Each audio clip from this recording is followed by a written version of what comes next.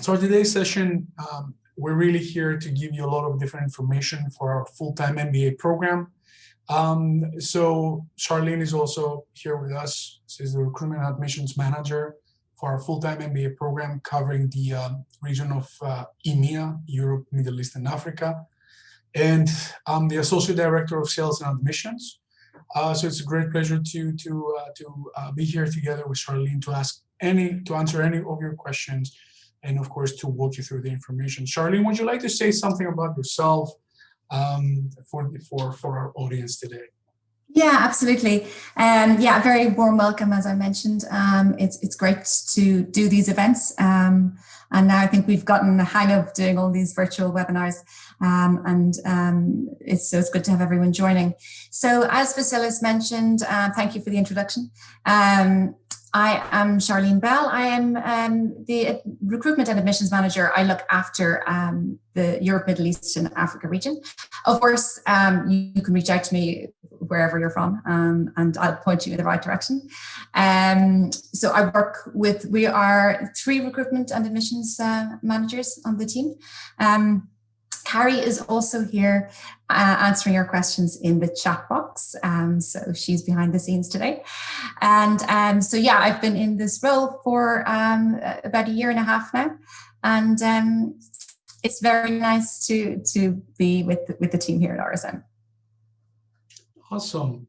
So just really quickly going to the chat. I see people here from China, from Japan, from Hong Kong, from the Netherlands, from Mexico, India, Belgium, Colombia, wow, Uganda, and the list goes on. Texas in the US, I love to Texas. So that's awesome. So that's great. Some right, exotic places there, I think.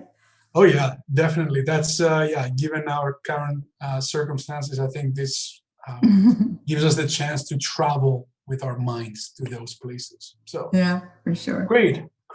All right. So today's agenda, some of the topics that we have prepared to cover for you, but of course, it's always open for the questions that you have. What makes Rotterdam #1 in Europe's 5 best cities for expats? Both Charlene and I, probably you could tell, are expats, so we're not Dutch ourselves. So we can also give you a little bit of a flavor from what is it to live here as an expat.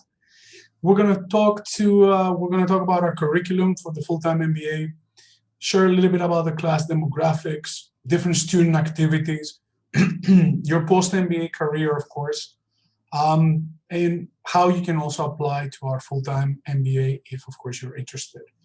And last but not least, your questions that we're going to be able to answer at the end. If you see, you have access to put your questions on the Q&A box, so you can post your questions there. And as we proceed with the session, we're going to be able to pick up those questions and try and answering them here. If you don't hear an answer to your question, don't worry. We will again go back at the end of the session to cover any unanswered questions. So, Charlene. Yeah, I guess we're going to start by speaking about Rotterdam and, of course, the Netherlands. And as Vasilis said, I think both him and I can speak to that because we are both expats. And actually, we both, I think between us, we've lived in a lot of different places, Vasilis. I mean, I've lived in terms of cities, I've lived in Chicago, Melbourne, Dublin, Dusseldorf, and now Rotterdam. And I think you probably have a good few under your belt as well. So being able to talk about, yeah, I can talk about Rotterdam is a fantastic place to live because I have also places to compare that with. Yeah, let's just have a look at the stats. There's about 630,000 people. So it's a relatively small city, actually, but I would say that it punches above its weight. There's 170 different nationalities. 700 restaurants with almost 50 different cuisines. And that's, of course, to cater for such a diverse community. I had to put in that it was rumored by CNN's Travel as the Europe's new capital of cool. There is even a district called the Cool District and the Cool Single. So it's what I would say, it feels like a very dynamic and a changing city. And it's the people itself also that are driving that change. In terms of the Netherlands, then, for me, it's an easy place to live, I would say. Very nice work-life balance, lifestyle, best non-native speakers of English in the world, which isn't helping with my level of Dutch, but anyway. It's also got a very strong economy. It's in the top 20 at number 17 of in the world's largest economies. So a small country, but with a strong economy. In terms of art and culture, then there's a lot going on in Rotterdam itself. Actually, we're just starting the International Film Festival, which is well, unfortunately, of course, it's not in person this year, but if you're into film, it's a very world-renowned film festival. There's so many fantastic museums and cultural events. And yeah, it's a city that embraces innovation and creativity. So yeah, I can't say enough. Vasilis. No, definitely, Charlene, I can attest to how international the city of Rotterdam is, how international the whole country is. Indeed, as you already mentioned, that the fact that they're the best non-native speakers of English in the world definitely doesn't help for us to actually learn the language. I've been here for over 13 years and still my Dutch is not such a good level. I can still go around, but one of the greatest things is that you don't really need it. And that makes a huge difference on your daily life, but also as as an MBA student, and also most importantly, after graduation, how you'll be able to land a job and be able to stay here. That's, of course, something that we're going to look into in more detail in a few slides. All right, so let's look into the curriculum of the program. This is, again, a snapshot, so you have a little bit of a better understanding how the program is going to look like for the full year.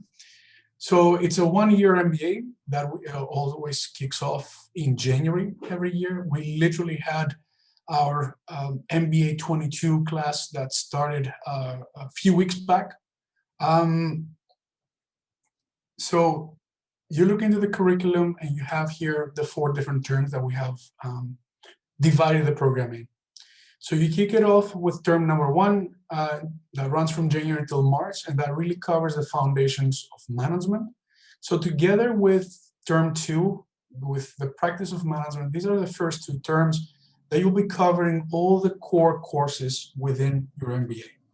So regardless of the background that you have, whether this is in finance, in business, in economics, in law, medical doctors, engineers, regardless of this, you need to go through courses in finance, in accounting, in marketing, in HR management, in organizational behavior.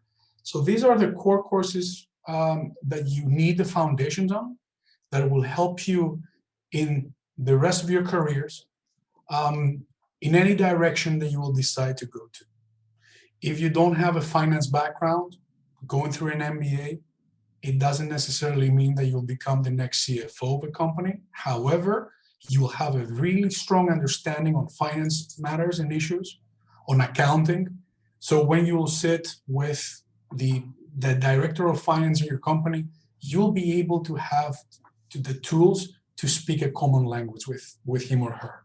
And that's really, really important. And these are important tools that an MBA can give you. Moving on to term 3, that's where we start getting more hands-on. In what sense? The 3rd term kicks off with a living management project. This is a very important part of the program. It's a highlight of the program for a lot of the students, and I'm sure also Charlene will have a few stories to share from those projects. So this is a consulting project, so every year that the students are doing with different companies. So for a full month, teams of students, they're working directly with a client. So we are the ones finding the company, so you don't need to worry about that. You don't need to worry about, am I going to be able to find a company or not? Yeah. So every year we have, I think this year we have 13 companies, Charlene, is that correct? If my memory serves me well. Yeah, I believe it was 13.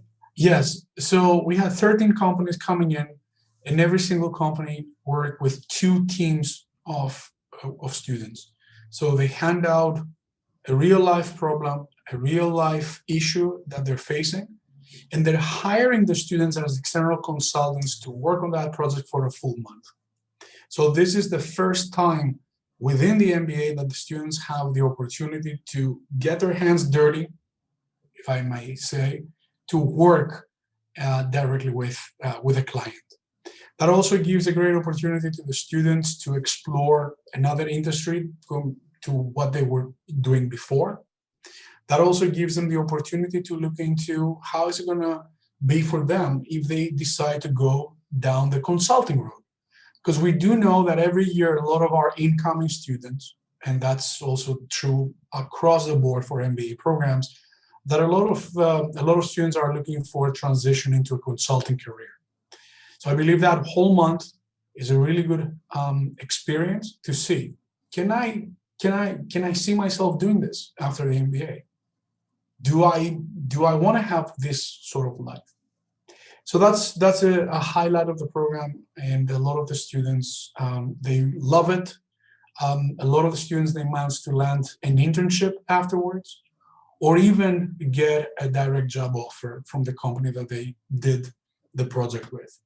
Charlene, would you like to add anything on that? Yeah, I do think that it is a very important, or as you said, a highlight of the program. And from feedback from alumni, certainly it comes up time and time again as one of the greatest learning experiences of the MBA journey. And I think it's because they really get to know about their working style, leadership style, management style, project management style, and working, of course, with their project group. And the stakes are quite high as well, because these are high profile companies. And as you mentioned, they are real life business problems. It's not kind of a made up school project, you know. So, you know, the recommendations that are presented at the end could potentially be implemented in real business. So it is there's a lot of opportunity in that piece. Yeah. Yeah, definitely. So then after the project, the students are moving on to the skills bootcamp, as we call it. It's a full week that the students will be able to work directly with our career services in really focusing on the skills that they require to build in order for them to land a job after the MBA. A lot of times when I mention this, candidates are asking, so that means that this is the first point that will start working with your career services? No, of course not. Actually, the career services start working with you even before you start your MBA. And they will continue doing so throughout the entire program. Later on, Charlene will share more things on the career services. But on the skills bootcamp specifically, this is something that we launched 3 years ago as a pilot, and it was a great success. So we kept it as part now of the curriculum. Because it's really a full week that you just focus on developing your skills and nothing else. So you have no courses, you have no other responsibilities around that during that week. And that's really, really important. That's your focus. And you spend a lot of time working with the careers in really helping you and understanding what you will need, the toolbox that you will need to develop and to continue working on through the program for your future career. After that, that's the first time that within the program, you're able to customize the program according to your needs, your interest, what you would like to do. So that's where we offer the advanced career concentration courses. This is a 3-week intensive course in one of the areas that you would like to select from. So we offer a track in finance, in marketing, in strategy, in supply chain management, and sustainability. So you can start driving yourself towards one direction. It can be that you already have a good and solid understanding in finance, but you feel, I would like to build a little bit more on that. That's also, of course, fine. Or you might come in and you have a technical background and you feel like, I would like to move into a marketing role. That's where you select that track to help you understand a little bit better.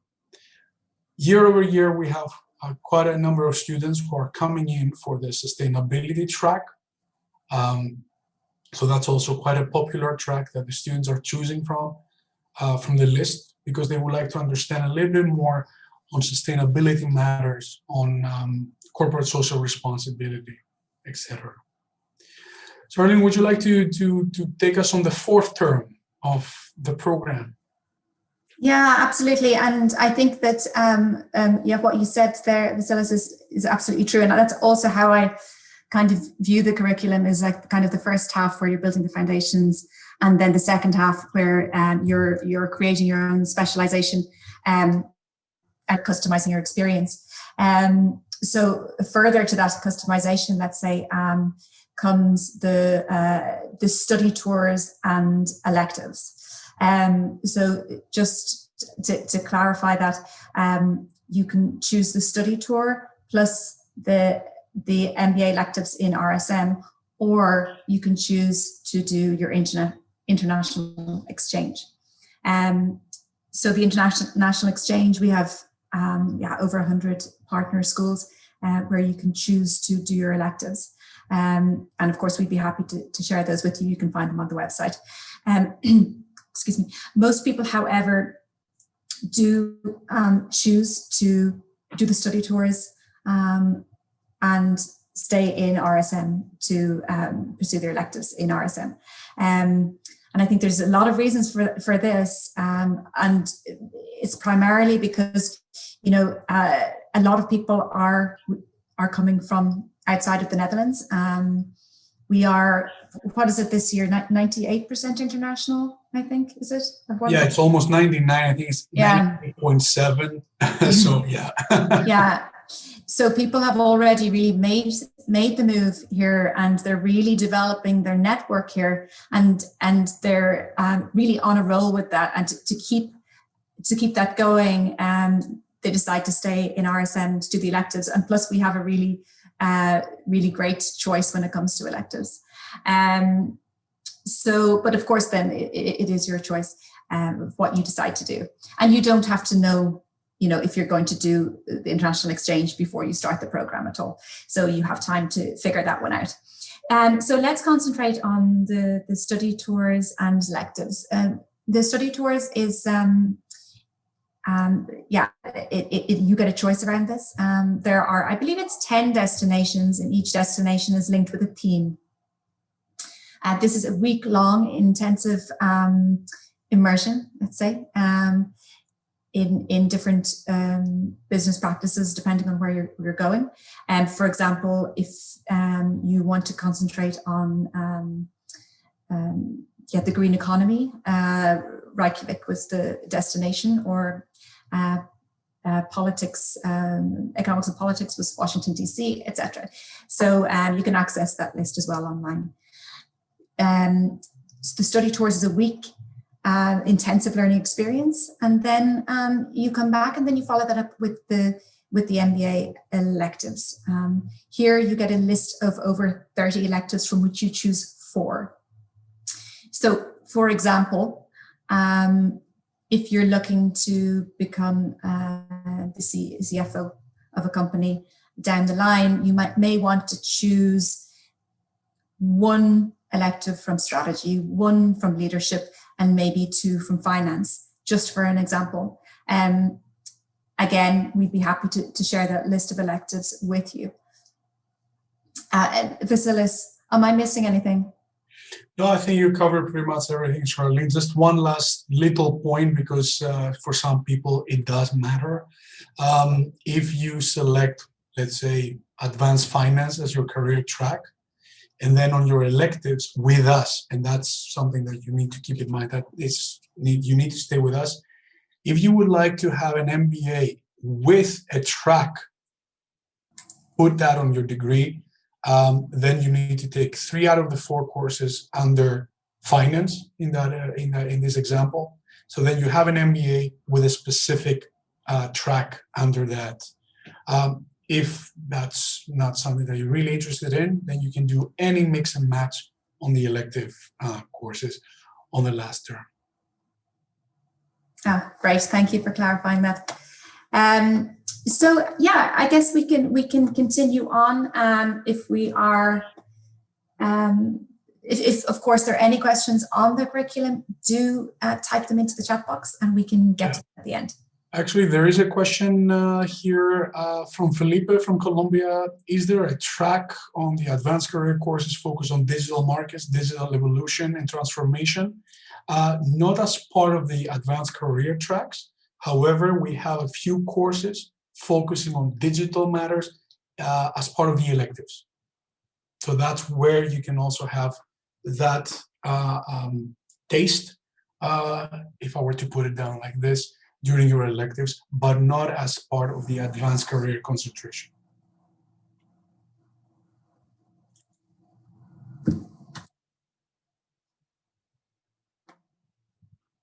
Okay, so our current class started on the 11th of January.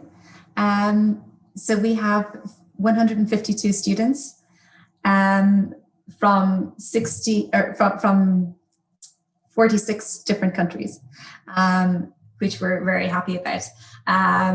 So you can see as well the diversity in academic and professional backgrounds. So we really have people from all different kind of academic and professional backgrounds, and in there there's 44% female, which is a very good number actually in an MBA class. Maybe someday we'll even reach 50-50. Here's hoping. So as you can see, the average age is just over 30. And the average years of professional experience is about 6.5, if I'm not mistaken. So yeah, I mean, you can really see from that demographics how much we value diversity in the classroom, and we really go to travel. Well, now it's a lot of virtual travel, but we really try to make it that way. So there's a lot of effort involved in making the classroom so as diverse as this. Vasilis. Sorry, can you say that again, because the line was breaking for us. I was saying that how we value diversity, and that it doesn't kind of just happen that we have 46 different nationalities in the classroom. It is largely from an effort from our side that we like to have this diversity in the class. Definitely, no, of course. I think we are one of the most international MBAs in the world when it comes down to the composition from nationalities, people really coming from all over the world. So throughout the year, we're making all the efforts to be able to attract people pretty much from everywhere. The diversity within the program doesn't only stem from the nationality side, but also on the backgrounds. We are a school, we are a program that invites people from all sorts of different backgrounds, cultural, ethnic, educational, industry-wise, to apply into the program. And this will be, from that diversity, you'll be able to learn a lot of different things within the program.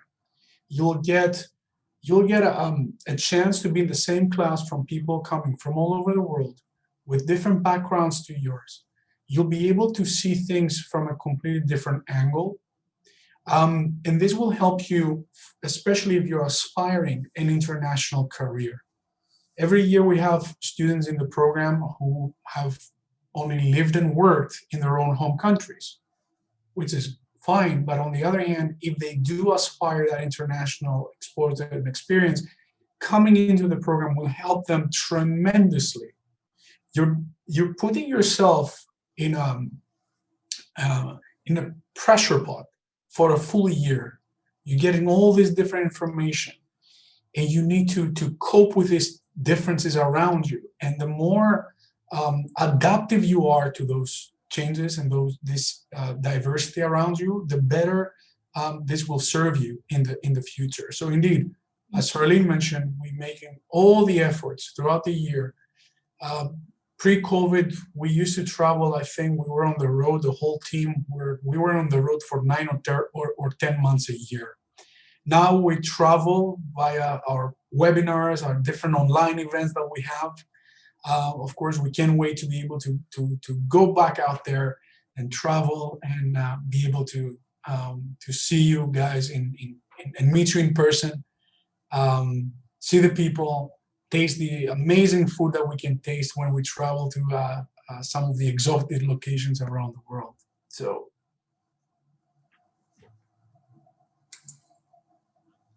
okay, let's see. We have quite a number of questions coming in, which I will try to save them for the end. So, Sardine, I think that's one of your favorite parts when you were working on the presentation, right? Yeah, so I think, we talk a lot about the curriculum, and of course the academic part of the program is tremendously important, but arguably just as important is the extracurricular activities. And this, of course, is important for many reasons, because you need to, let off steam, but also because this is where relationships are built, and the network that you will have for the rest of your life is built during this time. So there's a lot going on, a lot of student activities, and of course clubs.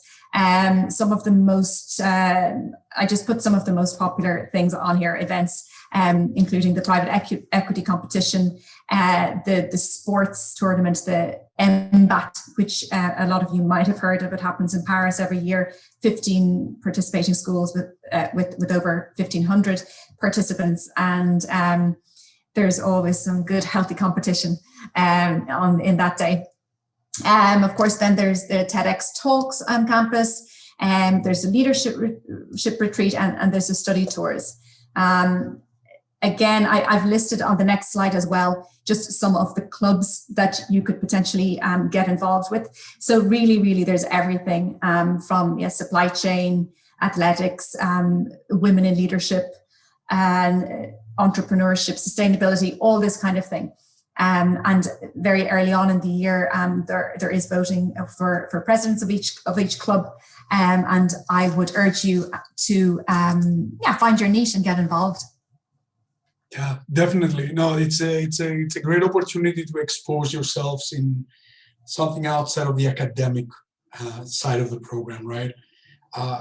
Learning about finance, accounting, marketing, and the rest of the courses is great. But the clubs will also allow you to be exposed to something different. It's going to be great, perhaps, to also choose to join a club that you're not really familiar with. And that can also give you the opportunity to explore yourself. I think it was a couple of years ago, one of the students, she was terrified in presenting, terrified. And she decided to join the TEDx Club. So during that time, again, it was a great learning opportunity for her to join that club and actually to be able to put herself on the stage. And now she's doing presentations, I think, once or twice a month for big audiences in different subjects. So again, that can be an opportunity for you to grow in a different skill set. outside of the strictly, let's say, hard skills that you'll be able to learn from the courses. It's a great opportunity to build on your soft skills. Yeah, absolutely. And I think Brandon often says that this is a safe environment in which to practice, let's say, and maybe take risks, you know. So yeah, do it while you have this nice opportunity and the great network of people around you. So the post-career MBA. So what are you going to do after your MBA? That's a top question. And as Vasilis said, we don't start to kind of tackle that when it comes to September, October.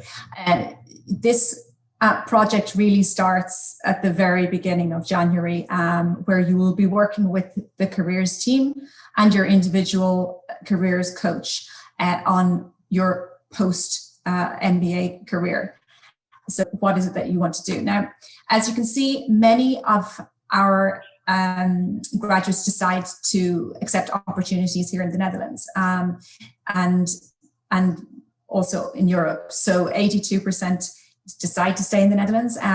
Of course, reasons for that we discussed earlier. It's a great place to live, vibrant economy, English-speaking language, lots of opportunity across all different industries, anything from FMCG to IT to finance consulting, etc.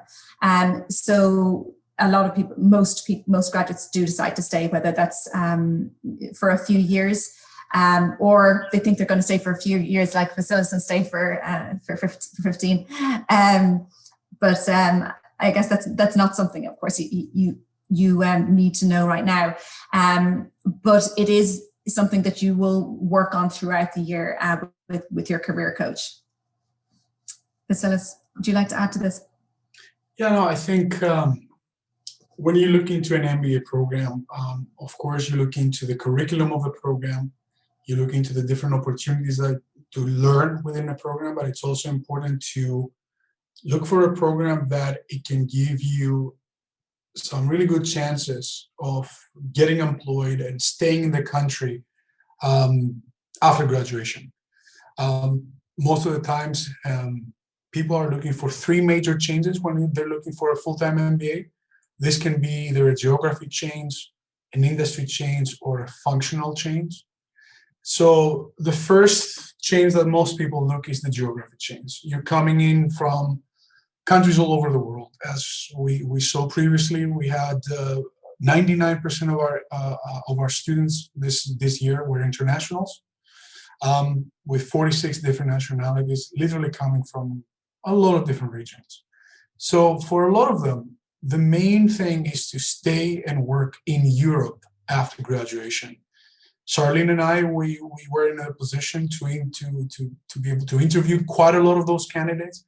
So I think Charlene and I, we heard from, I would say, 9 out of 10 people that they would like to stay and work in Europe or in the Netherlands.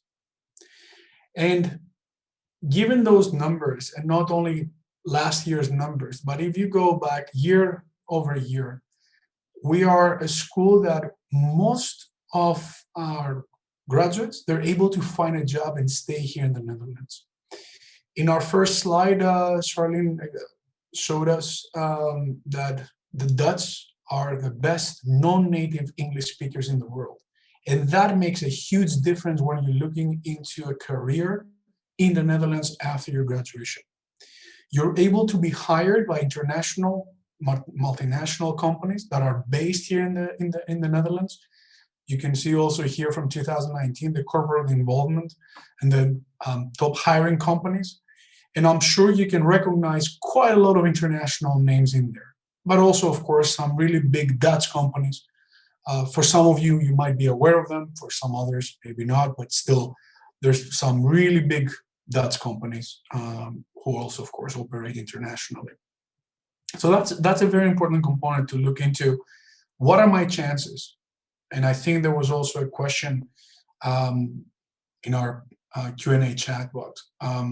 What I was asking, how is it possible for me to stay and work in the Netherlands without speaking Dutch? Yes, it is.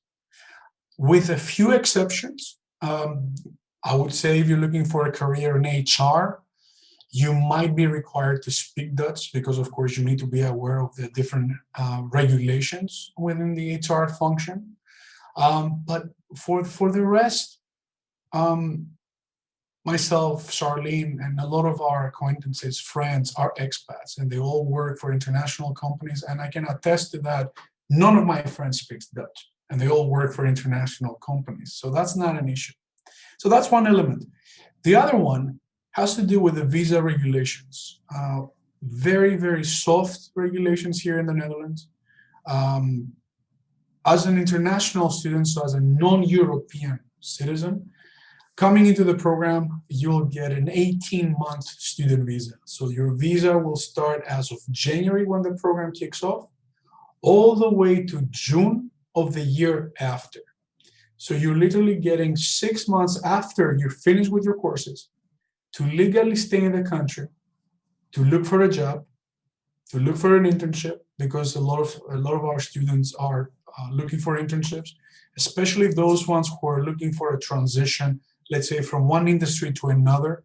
So you like to test the waters. You like to see, okay, can I work in this company? Can I work in this industry? So an internship, for a lot of people, it's a good way to go about it. When June comes, of course, you have the question, what am I going to do afterwards if I don't have a job, or if I do have a job and my job is not sponsoring me at that point? That's not a problem, because after June, the Dutch government, as an MBA graduate, they will give you the opportunity to stay here for another full year with a 1-year search visa, as we call it, or zoekjaar in Dutch.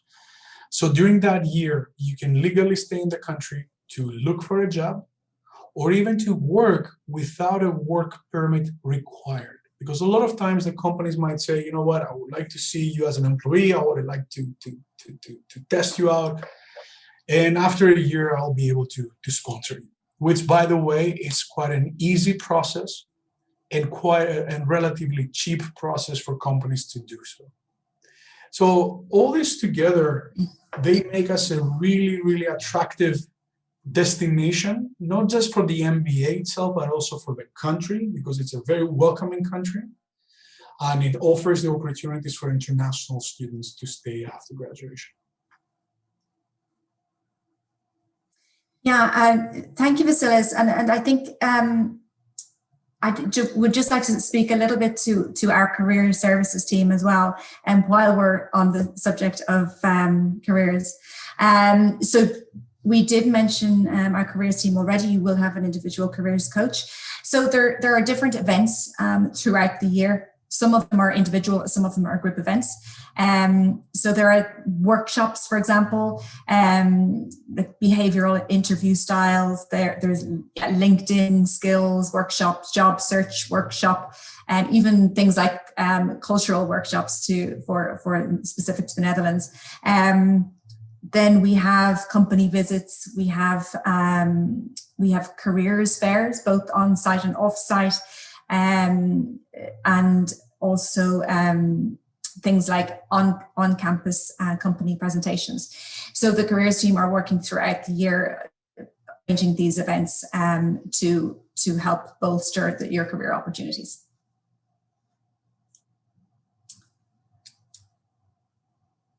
Okay, so now we're going to move on to the application process and what that looks like. We like to think that our application process is quite straightforward. So we try to keep like that. We'll be going through here what our admissions criteria is, when you can apply, what the process looks like, and how do you stand out from the crowd. So the admissions criteria, we ask for a minimum of 3 years postgraduate professional experience. So you would need to have a minimum of a bachelor's degree. Many people also have master's degrees, but the minimum is bachelor's. we ask that our candidate has a global mindset. As you've seen, we operate a very diverse classroom, so it is important to be able to contribute into that style of classroom. English proficiency is required, but we do not ask for an IELTS or TOEFL exam off the bat.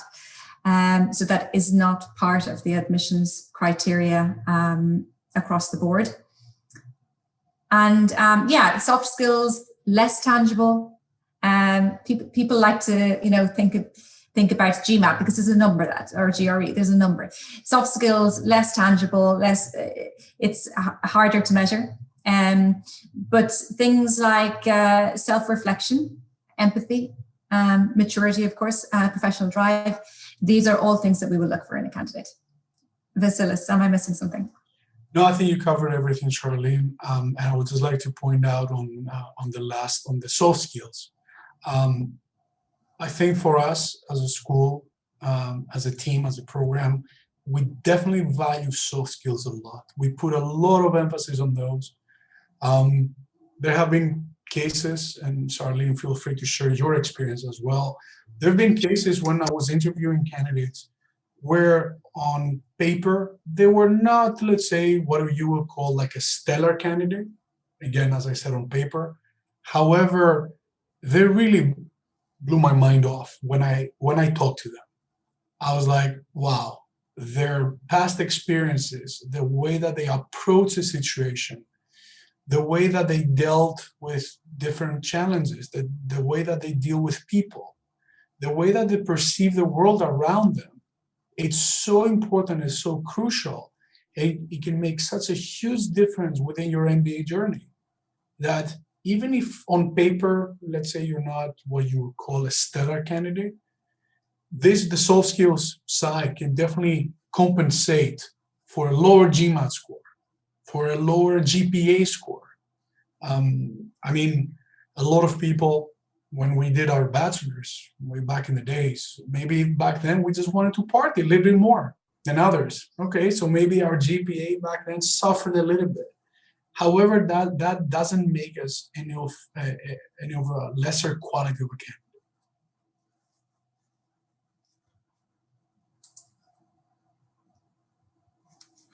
So just having a look at the admissions process, it usually starts with a consultation session.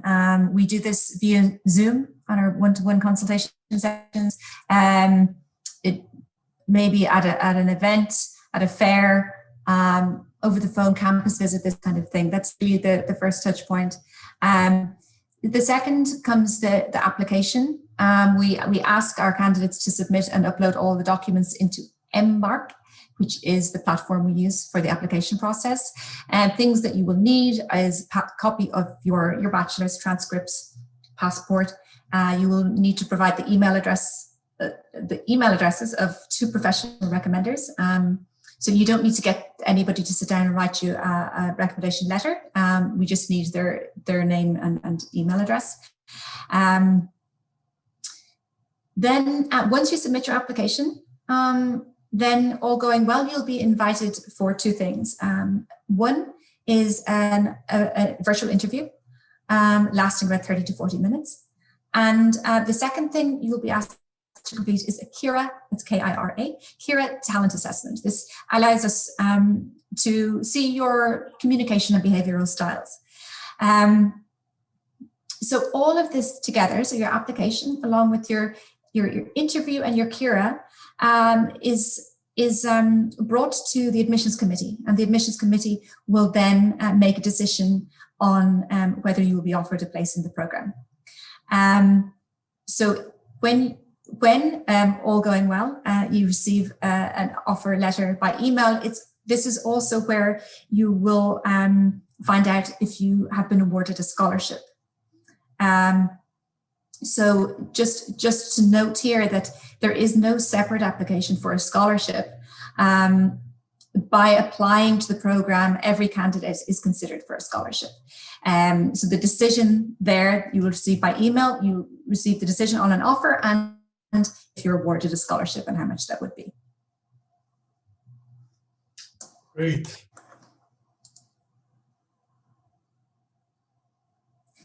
So we have kicked off application rounds. The first one is happening next week, is our first application deadline round. We have 6 throughout the year: February, April, June, August, October, and the last in November. Yeah, there are the rounds. Vasilis, would you like to say anything about the application rounds? Yeah, so 6 of them for the coming class, the MBA 23, which of course will start in January 2022. So as Charlene mentioned, the first one is coming up literally in a week from now.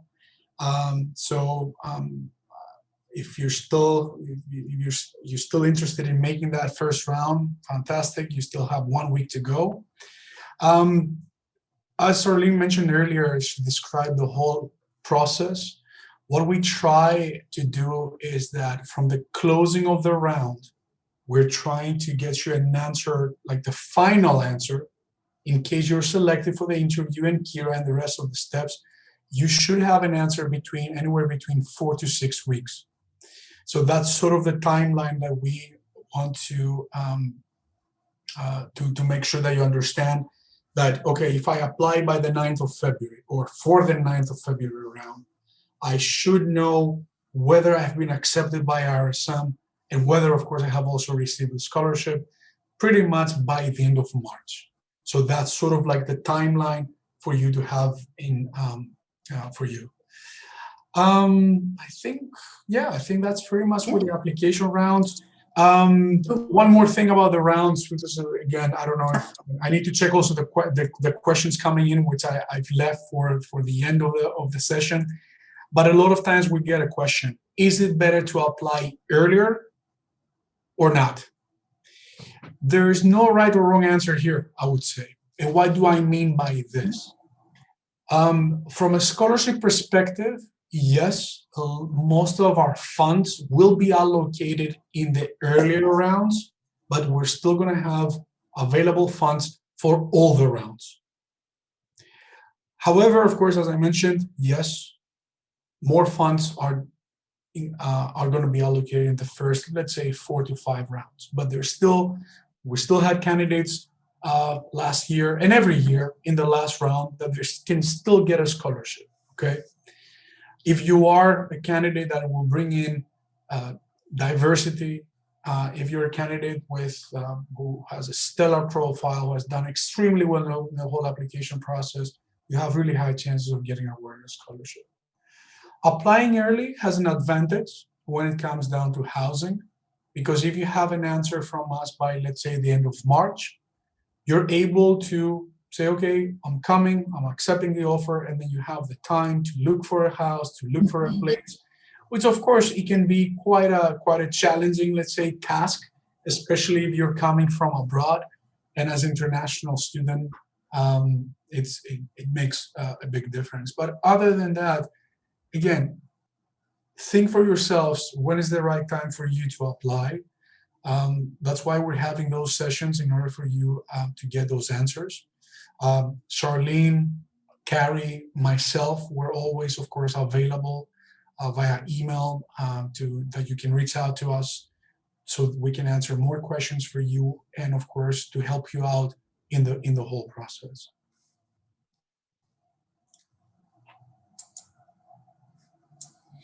Yeah, so moving on to how do I make my application stand out? I believe that we are quite transparent in what we're looking for in a candidate, and I think that is really what you should be maybe ask yourself. And some of the things to consider are things like our mission statement, which is to be a force for positive change in the world. Ask yourself that question. How will the MBA help me to be a force for positive change in the world? Of course, understandably, you're doing an MBA because maybe you want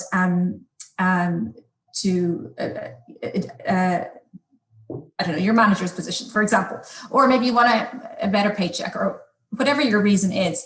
And that's absolutely fine. But what is the bigger reason? You know, how can you use this to be a force for positive change in the world? So that's important to us. The second thing is actually, and Brandon always says this, the director, our director, is understand your why. So why are you doing an MBA? So, you know, is it because a family member did it and that's expected of you, so you're doing it? Or is it, you know, something else? Is it that you want to be a leader who makes change in the world? So understand your why at this stage is more important than your what, as in what will I do after the MBA? So being able to talk to that in the interview, talk about that, your why, is very important for us. And the third thing then comes back to your soft skills.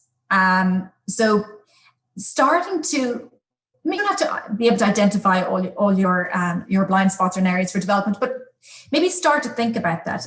Start to be self-reflective and be able to talk to or talk about areas for development in your interview, you know, where you would like to develop.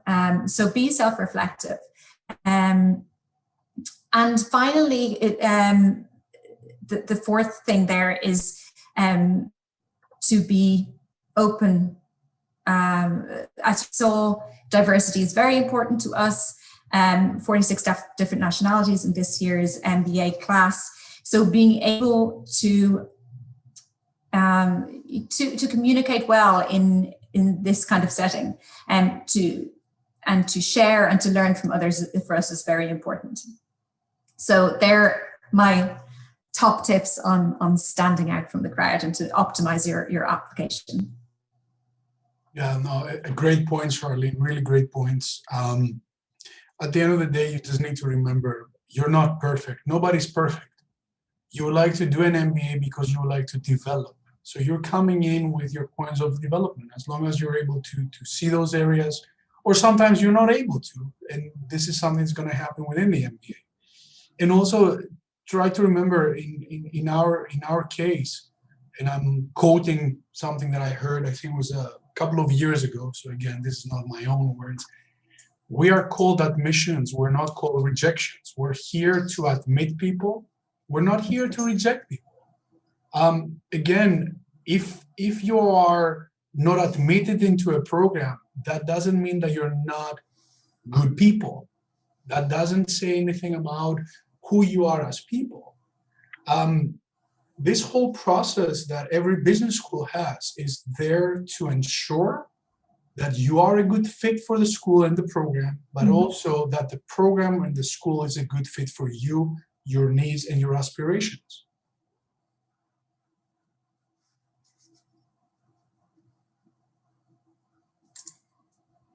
All right, so we still have a few minutes, so I want to be mindful of your time. All right, so let's see here. I will open up the Q&A and I will try to take some questions. I'll throw in some questions for you, Charlene, as well. Okay, questions. How difficult is it for an international student without Dutch to get a job out in the Netherlands? We talked about that. I think, as I mentioned earlier, most of our international students, they're able to find jobs here without speaking Dutch, with maybe a few exceptions, as I mentioned, HR, or if you're looking for specific consulting roles. But if you're looking for a consulting role, a lot of the international companies, they hire you here, and then you end up working with international clients. So again, Dutch is not required. Do students from the college return back to origin country unable to find jobs? Year per year, I think we have a very small percentage of people who are returning back to their countries, but it's primarily because of their personal choice. Because as I mentioned before, most of the students would like to stay abroad, so those ones are able to do so. Can students do an internship within the 12-month period, or do they have to extend the stay for doing so?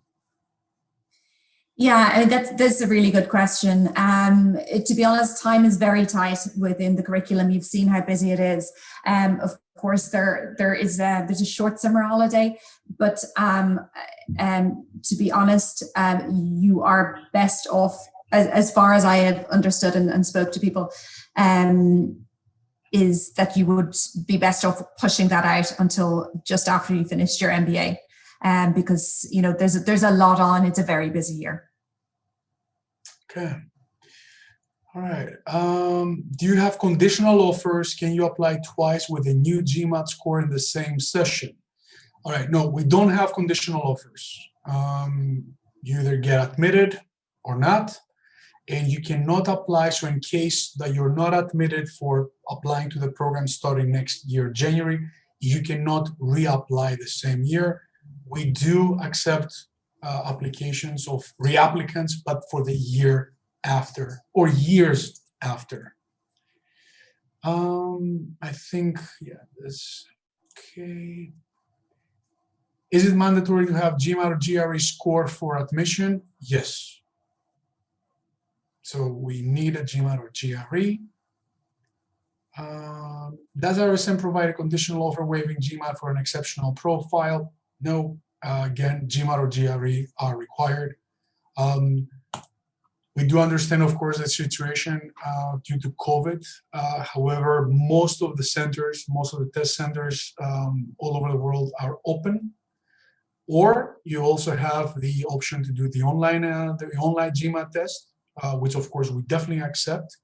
I think a couple of weeks ago we had a discussion with GMAC or a presentation from GMAC.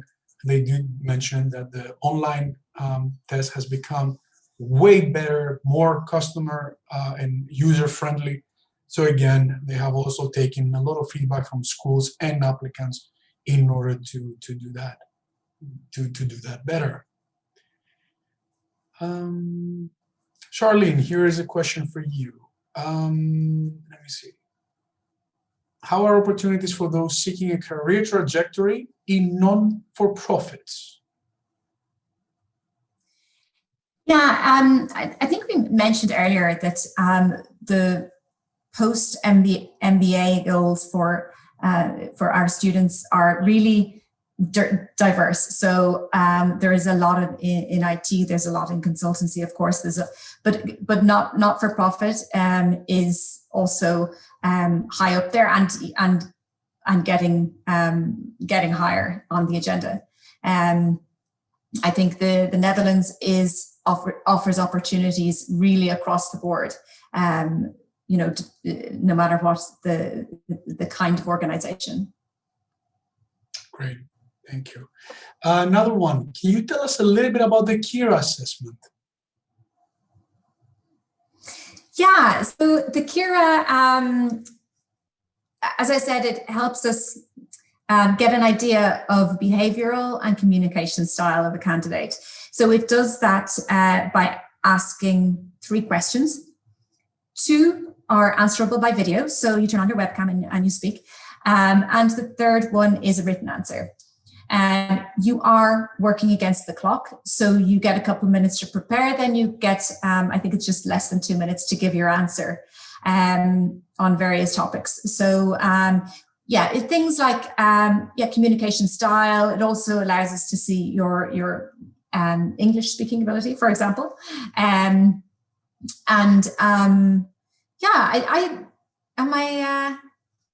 I missing anything important there about the Kira? No, I think no. That's a really good one.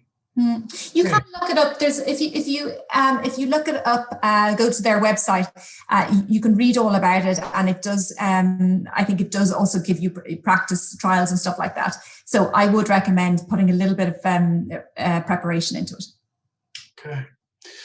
Another question here. How do we get more detailed information on the curriculum of specific courses? Of course, from the website, but also getting in contact with our recruitment managers. They will be able to send you more details and information, especially also when it comes down to the elective courses. There's a question here in the chat. Wanted to understand, do Dutch laws allow your spouse to work in the Netherlands while you're studying? Unfortunately not. Your spouse is able to join you while you're studying. So they will be coming with you with a dependent visa. So that allows them to legally stay in the country. However, in order for them to be able to work here, they will need to be sponsored by an employer. Do we have digital marketing courses? Yes, we do, as part of the elective courses. I think, are we allowed to do an internship? I think we covered the internship. Yes, even if you are a graduate with an MSc program from a Dutch university, you're still required to do the GMAT, so there are no exceptions there. Charlene, you covered most of it, but would you like to shed a little bit more light on scholarships? How are they being offered, if yes, and what are the criteria that we are looking into when we decide to extend a scholarship to a candidate? Yeah, absolutely. So we offer scholarships in and around 25% of candidates will be awarded a scholarship. There are scholarships based on diversity, on merit, and then there's a Dean's Assistance scholarship for high potential individuals who don't have the means. So the scholarship is on average about 10% of tuition. So yeah, of course, there's a range, but an average scholarship may be, say about €5,000, and you would be awarded that at the same time as you find out if you have an offer or not. Awesome. Okay, we're running a little bit over time, so I'm just going to take a couple of more questions. And of course, those ones that we were not able to answer, please send us an email. Let me see here. Can you work with a student visa during the MBA? You are allowed to work for a limited number of hours per month. However, we would strongly advise you not to work during your MBA, especially through the first 3 terms. You won't have the time to do so, to be quite frank with you. As Charlene showed us earlier with the curriculum, through the first 3 terms, you're pretty much in class almost every day from Monday till Friday, from 9 o'clock in the morning till 4:30 in the afternoon. So that allows you limited time through the day. Plus, afterwards, you're studying, you're socializing, working with careers. So we highly, highly advise you not to look for a job during your MBA, or at least the first 3 terms, because again, as we mentioned, you're able, you're able to do an internship, sometimes even as part of your 4th term, depending on the schedule of your electives. Yes. I'm just reading a question here from Bing. Great to see you here today. Well, there's a few questions in there, but I'm going to field this one to you, Vasilis. So it's talking about the why versus the what. So why choose an MBA with RSM, Vasilis? Your top 3 reasons to do an MBA at RSM. Okay. Oh, well, it's a good question. Always a good question. You can always look into the hard facts. You can always look into the accreditation, recognition, brand, rankings of the school. It's a reason to choose for a highly recognized institution. So that's one reason that you can do an MBA with RSM as being one of the top European business schools. Is that the only reason? No, of course not. I think what you need to look into is how your values match those ones from the institution. And for us, we work as we are a school that really focuses in being a force of positive change in the world, in the things that we do around us. And we work very collaboratively with one another. We are creative.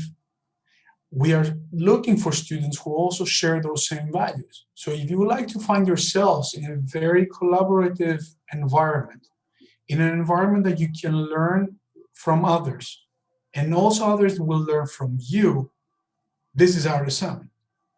And as I mentioned earlier, you can also look into other more practical and realistic things as well. You're looking into a program that is located in a very welcoming country, in an English-speaking country, although we're not a native English-speaking country, in order for you to be able to stay here after your graduation. So these are important things to consider when you're looking to do an MBA with RSM. Charlene, would you like to add anything on that?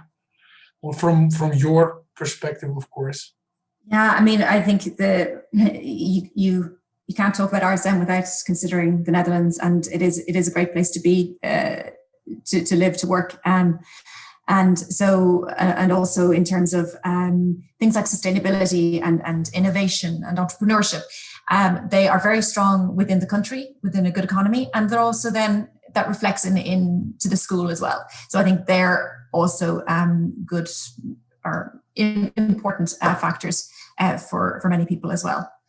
Right. I see that we have answered 59 questions, so it's been a very active group.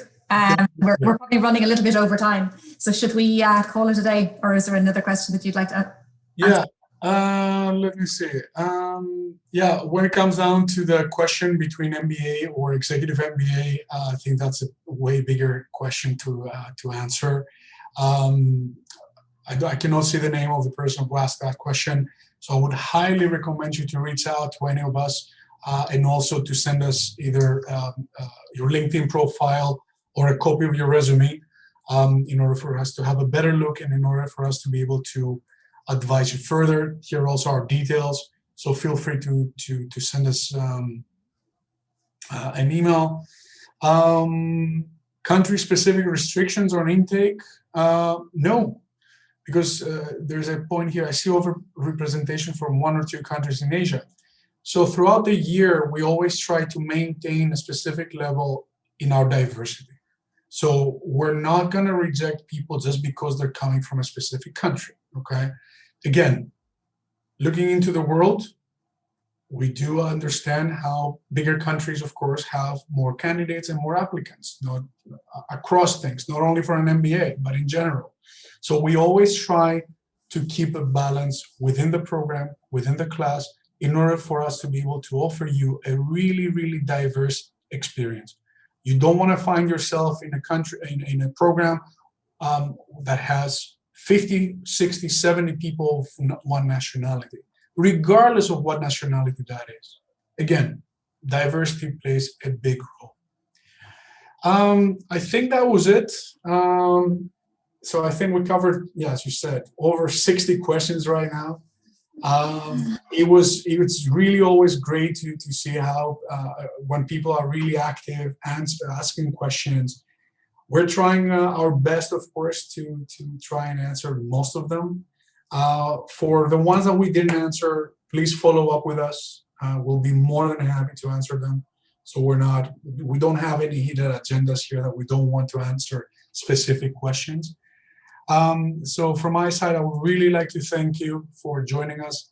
Charlene, thank you so much for preparing an amazing presentation for our audience. Thank you so much. It's always a pleasure. My pleasure. Doing a presentation, the two of us. So thank you all for joining, and we hope to hear from you soon. Yeah, thank you. And of course, I have our contact details up there. So please do send us a private message if you have any questions unanswered. And have a great afternoon. Thank you. Bye-bye. Bye-bye.